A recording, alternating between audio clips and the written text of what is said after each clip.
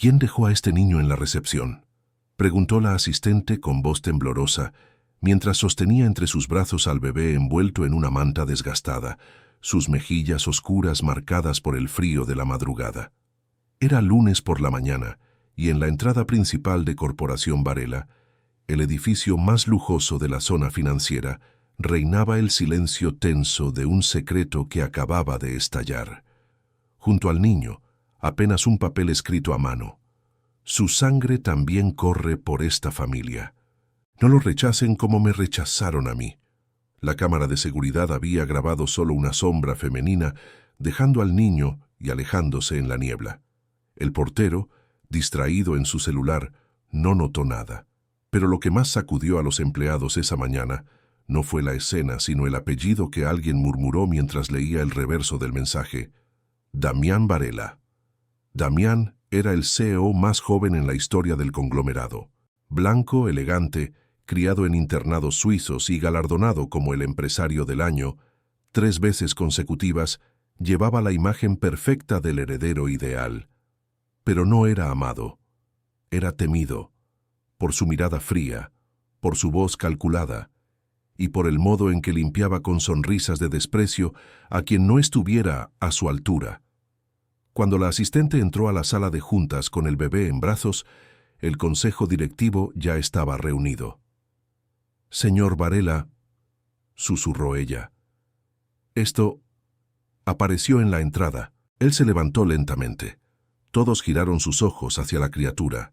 Nadie hablaba. «¿Es algún tipo de broma?», dijo Damián sin emoción. «¿Una estrategia de chantaje?». «El niño tiene sus ojos», murmuró uno de los ejecutivos, sin pensarlo. Silencio. Nadie se atrevía a decirlo, pero lo pensaban. ¿Y si era cierto? ¿Y si el perfecto Damián Varela había dejado una vida atrás? ¿Y si esa mujer, olvidada, regresaba para reclamar justicia con lo único que le quedaba? Damián solo dijo una cosa: «Llévenlo a servicios sociales. No tengo nada que ver con esto». Pero alguien ya había filtrado la historia, y al día siguiente una noticia circuló con furia. Un bebé abandonado con el nombre de un magnate, el escándalo que sacude a la familia Varela. El niño fue enviado a un orfanato estatal, uno de esos que nadie visita. Tenía piel oscura, ojos grandes y una calma extraña. A pesar del abandono, no lloraba. Observaba, como si entendiera más de lo que debía. Lo llamaron Tiago. Nadie sabía su apellido real, pero todos murmuraban que era el niño del millonario. Años pasaron. Mientras Tiago crecía, el apellido Varela se volvía aún más poderoso. Compraban empresas, financiaban campañas, eran dueños de bancos, universidades y hasta hospitales. Pero en su palacio de vidrio nunca se volvió a mencionar al niño, excepto por un hombre, don Agustín, ex chofer de la familia, que había visto cosas que nunca debió ver. Cuando Tiago cumplió 10 años, Agustín fue al orfanato y pidió adoptarlo. Dijo que era solo un viejo sin familia, pero que quería cuidar de ese niño porque el mundo le debía algo. La directora aceptó. Agustín vivía en un barrio sencillo pero limpio. Enseñó a Tiago a leer, a cocinar, a reparar bicicletas, pero también le contó la historia. Le mostró recortes de periódicos, le explicó por qué lo habían rechazado. Le enseñó a no odiar, pero tampoco a olvidar. Ellos tienen tu sangre, hijo, pero tú tienes algo que ellos nunca tendrán, verdad. Tiago escuchaba en silencio. Cada palabra se tatuaba en su memoria. A los 18 años, con una beca completa, Tiago ingresó en la universidad más exclusiva del país, la Varela Business School. Nadie sabía su historia real. Solo creían que era un joven talentoso de origen humilde. Damián Varela, ahora con 50 años, daba conferencias sobre liderazgo y filantropía. Siempre hablaba de igualdad de oportunidades, mientras firmaba cheques millonarios con su nombre en letras doradas. Pero nunca mencionaba a Tiago, ni una sola vez, y entonces algo cambió. Durante una clase magistral sobre sucesión empresarial y legado familiar, Tiago se levantó y preguntó con la voz firme: ¿y qué pasa con los herederos invisibles? Los que nacen lejos del mármol, pero con la misma sangre. ¿El apellido también se hereda por conveniencia? El auditorio quedó en silencio. Damián lo miró. Frunció el ceño. Algo en ese rostro le resultó perturbadoramente familiar. Los rumores regresaron. Algunos antiguos empleados de la familia empezaron a hablar. Uno confesó haber visto a una joven negra, empleada doméstica, siendo despedida tras un breve escándalo hace 20 años. Nadie dijo más. Pero Tiago sí. Publicó una carta abierta. Contó su historia con detalles precisos. No atacó. No exigió nada. Solo hizo una pregunta. ¿Cuántos hijos como yo han sido borrados por vergüenza de clase o de color? La carta se volvió viral y la presión creció. La familia Varela intentó silenciar el escándalo con dinero. Damián ofreció una suma generosa a Tiago, pero él la rechazó públicamente. No quiero tu dinero. Quiero que mi madre sea reconocida. Quiero que el mundo sepa que su vida valía tanto como cualquier apellido bordado. Y entonces presentó una prueba de ADN, compatible al 99.97%. El país estalló. Las redes sociales, los medios, los movimientos civiles, todos querían saber qué haría ahora Damián Varela, el empresario del año, el filántropo, el hombre que predicaba sobre oportunidades, mientras ocultaba un hijo por vergüenza racial. Damián no respondió de inmediato. Cerró sus redes sociales, canceló eventos, y durante semanas se encerró en su mansión, rodeado de abogados, asesores y paredes de mármol que no podían protegerlo del juicio más implacable, el de la verdad. Los accionistas exigieron una declaración pública. La junta directiva pidió una estrategia de control de daños. Pero en el fondo, todos sabían que no se trataba solo de negocios. Era una grieta moral que partía el corazón del imperio. Finalmente, Damián aceptó una entrevista exclusiva, en un canal nacional, en vivo. El periodista no fue suave. «Señor Varela, ¿es cierto que usted es el padre biológico de Tiago?» «Sí». «¿Y por qué lo negó durante tantos años?» Damián miró a la cámara con los ojos húmedos. Por primera vez su voz tembló. «Porque me enseñaron que el poder se heredaba limpio, que el apellido no podía mezclarse con la vergüenza. Me equivoqué, y pagué el precio en silencio». ¿Vergüenza de qué? Silencio. Largo, incómodo. «De su color», admitió finalmente. «De mi cobardía. De no haber tenido el valor de reconocerlo cuando debía hacerlo. Lo abandoné porque temí que la verdad destruyera la imagen que construí. Pero lo único que destruí fue mi alma». La entrevista sacudió el país. Algunos lo llamaron valiente, otros hipócrita. Pero la mayoría miró hacia sus propias casas, sus oficinas, sus barrios cerrados, y comprendió algo que evitaban ver. El racismo no siempre grita. A veces, solo susurra desde los sillones de cuero y los apellidos dobles. Tiago no respondió de inmediato. No quería venganza, solo verdad, y la verdad ya se había dicho. Pero cuando la universidad lo convocó para ofrecerle una beca de honor vitalicia, él pidió otra cosa. «Denle una cátedra a mi madre, a su nombre, aunque esté muerta. Que cada alumno lea su historia antes de hablar de liderazgo ético». La institución aceptó. Se creó la Cátedra Clara da Silva de Justicia y Reparación. Don Agustín falleció un otoño mientras dormía. Había vivido lo suficiente para ver al niño que crió convertirse en símbolo, no en celebridad, en algo más profundo, en espejo. Tiago, en su funeral, no lloró. Solo pronunció una frase. Él fue el padre que eligió quedarse. Ese mismo año, Tiago fue invitado a dar una charla TED. Subió al escenario con un traje sencillo, sin escoltas, sin maquillaje, y dijo, frente a miles: «No soy millonario, no tengo apellidos compuestos, pero tengo algo más valioso. La historia que intentaron esconder. Fui borrado por no encajar en el retrato de una familia rica, no por mis errores, sino por mi existencia, por mi color, por mi origen, por ser el fruto de una relación que el poder consideró impropia». Hizo una pausa, miró al público, respiró hondo. «Mi madre no fue una víctima pasiva, fue una mujer fuerte, una trabajadora invisible que fue despedida por estar embarazada. No pidió pensión, no buscó venganza. Solo quería que su hijo tuviera una vida digna.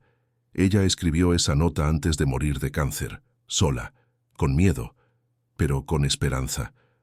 Una imagen apareció en la pantalla, una foto antigua de Clara, joven, sonriendo con uniforme de limpieza, abrazando su vientre.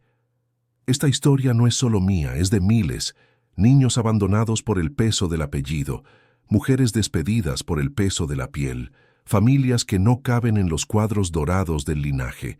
Yo solo soy un ejemplo visible, pero hay muchos invisibles esperando justicia. El auditorio se puso de pie. No aplaudieron solo a Tiago, aplaudieron a Clara, a Agustín, a cada historia negada que empezaba por fin a escribirse en voz alta. Mientras tanto, en la Torre Varela, algo se quebraba. La junta directiva inició un proceso de transición. Damián anunció que dejaría el cargo de CEO. «No puedo seguir liderando desde un pedestal construido con silencio y vergüenza», dijo en su carta de renuncia. Los medios especulaban sobre su reemplazo. Algunos querían a alguien con experiencia internacional, otros, una mujer, otros, una figura joven para limpiar la imagen de la empresa. Pero entonces ocurrió algo inesperado. En una decisión histórica, el Consejo ofreció la dirección general a Tiago. Él se negó. «No quiero administrar el dinero que me negó. Prefiero crear el futuro que merezco con las manos limpias», dijo. Sin embargo, propuso otra cosa. Utilicen el 10% de las ganancias anuales para crear un fondo de reparación y educación para jóvenes racializados y excluidos del sistema empresarial. Llamémoslo Clara. Y así nació el Fondo Clara. Cientos de becas, programas de liderazgo ético, talleres de conciencia empresarial, no para pintar la empresa de diversidad, sino para que nunca más alguien como él fuera borrado. Años después, Tiago escribió un libro, El apellido que no me nombró. Fue traducido a 12 idiomas. En él no solo relató su historia, sino las de muchas personas silenciadas. Visitó cárceles, orfanatos, escuelas públicas, no como salvador, sino como testigo. En una entrevista le preguntaron, «¿Perdonaste a tu padre?». Él pensó unos segundos. «No sé si lo perdoné, pero entendí su miedo, y elegí no heredarlo». Damián vivió sus últimos años alejado del mundo corporativo. Donó parte de su fortuna. Escribió cartas a Tiago que nunca envió. Visitaba en secreto la tumba de Clara. Nadie lo acompañaba. Nadie lo reconocía. Era solo un viejo con traje caro y mirada vacía. Cuando murió, dejó una carta dirigida a Tiago. Solo decía, «Tú ganaste, no por venganza, sino porque elegiste no parecerte a mí». El día que Tiago recibió la carta, no lloró. Solo fue al barrio donde Agustín lo crió. Se sentó en la vieja bicicleta que aún conservaba y miró al cielo. Sabía que no todos los finales eran felices, pero algunos, al menos, eran justos. El legado de Tiago no se escribió con dinero ni con premios. Se escribió en las grietas del sistema, en las miradas de cada joven que, al escucharlo, entendía que su historia también podía valer algo. Un día, una mujer joven se le acercó después de una charla en una universidad pública. «Mi madre fue empleada doméstica. Yo crecí creyendo que no podía aspirar a estar en esta sala, pero te escuché y...». Su voz se quebró. «Hoy presenté mi tesis. Gracias». Tiago le sonrió. Le recordó a Clara. La Fundación Clara siguió creciendo. Cada beca llevaba un nombre de una mujer trabajadora olvidada. Cada donación incluía la historia de quien fue borrada por no encajar. No eran números, eran memorias. En un acto simbólico, Tiago solicitó formalmente cambiar su apellido, no por Varela, sino por Da Silva, el de su madre. Su padre había tenido poder, pero quien le dio dignidad fue Clara. Quiso que su nombre brillara donde antes fue escondido. La prensa intentó manipular la narrativa. ¿Rechaza a su padre, entonces? Tiago respondió con firmeza. Rechazo la cobardía, no el lazo, pero el apellido que me dio valor no fue el de un empresario, fue el de una mujer invisible. Pasaron más años. Una periodista propuso hacer una serie documental sobre su vida. Tiago aceptó, pero con una condición. No quiero que me retraten como un mártir ni como un héroe. Quiero que cuenten también los silencios, las veces que dudé, que odié, que me sentí menos. Porque el dolor también es parte de la verdad, y la verdad necesita espacio para respirar. El documental, titulado El hijo del silencio, se convirtió en un fenómeno global. En él, Tiago recorría los lugares donde su historia había sido enterrada. El orfanato, donde lo abandonaron, la escuela donde lo discriminaron, el banco donde le negaron un préstamo cuando aún no era nadie. Y finalmente, la mansión de los Varela. La cámara lo mostraba de pie frente a las rejas doradas, ya no como un intruso, sino como un espejo. Aquí decidieron que mi existencia era un error. Hoy decido que mi historia es necesaria, dijo. La mansión fue vendida. Damián la había donado antes de morir a una organización que rehabilitaba mujeres víctimas de abuso doméstico. Una forma silenciosa de pedir perdón, quizás, o de limpiar su conciencia. Nadie lo sabrá con certeza. Tiago nunca volvió a pisarla. Un día, al revisar papeles antiguos que Agustín había guardado, encontró una carta manuscrita de Clara. Estaba dirigida a él. Nunca se la había mostrado antes. Tal vez por protección, tal vez por miedo. La carta decía: si lees esto, significa que sobreviviste, que fuiste más fuerte que mi dolor. Hijo mío, nunca fui capaz de gritar tu verdad, pero cada noche la recé en silencio. Perdóname por dejarte. Fue lo único que pude hacer para darte una oportunidad. No heredes mi tristeza. Hereda mi coraje. Tiago la leyó en voz alta, y luego la guardó en su bolsillo cerca del corazón. Desde ese día, la llevó a todas partes. La vida no fue fácil, ni siquiera con el reconocimiento. El racismo no desapareció, la desigualdad tampoco, pero algo cambió. La forma en que se nombraban. Ya no se hablaba de hijos ilegítimos, sino de herederos no reconocidos. Ya no se glorificaba a los CEOs que construían imperios, sino a los que reparaban heridas. Ya no se ocultaban los errores bajo fundaciones caritativas, sino que se enfrentaban como parte del costo de ser verdaderamente humano. En una última entrevista antes de retirarse de la vida pública, Tiago resumió lo que había aprendido.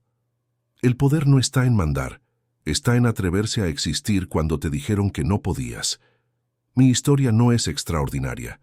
Lo extraordinario es que por primera vez alguien la escuchó. ¿Y qué le dirías a tu padre si pudieras hablarle hoy? Tiago bajó la mirada. Pensó por unos segundos.